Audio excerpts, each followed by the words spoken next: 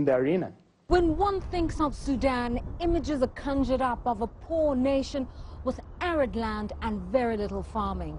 Well, think again. One company is using technology to revolutionize agriculture. The Dal Group is one of the more prominent businesses and is a major player across many areas of the Sudanese economy. The BBC's James Copnell has been given rare access to one of their facilities, and he's been finding out how new techniques are being put to use. Like most Sudanese farming stories, it starts with a river. The Blue Nile irrigates the land all around it. But what Dal does with the water is extremely unusual in Sudan. This centre pivot sprays out water and fertiliser in a controlled circle. It uses less water than conventional irrigation and increases productivity. However, this sort of farming is not without difficulties. There aren't enough suppliers around, so we struggle. We struggle with getting spare parts. We struggle with almost everything. The other major challenge is the finance. There isn't enough finance available for this sort of large-scale farming using very expensive equipment. The crop here is alfalfa, which is used as fodder for cows. Some of it is sold for export, and some goes a few kilometres up the road to the company's own dairy farm. These cows chomping away are Western imports, which produce more milk than the local breed. But Sudan is too hot for them. This system sprays out cold air, keeping the barn 20 degrees cooler than the outside air.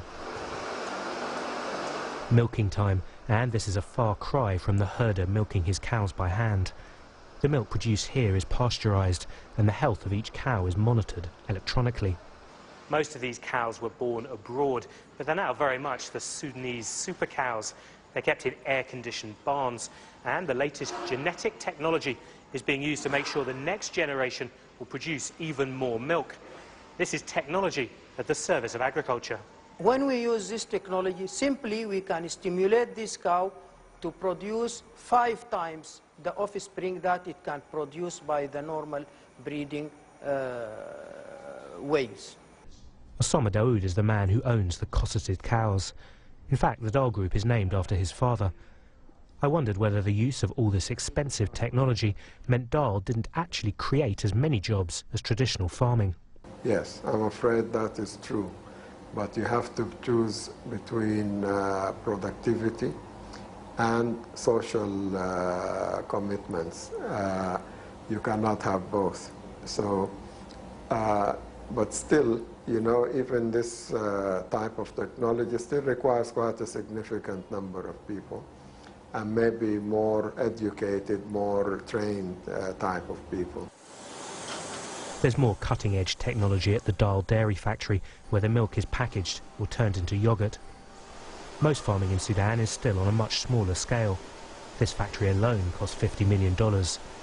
It's a massive investment, but shows just how technology can help revolutionise agriculture.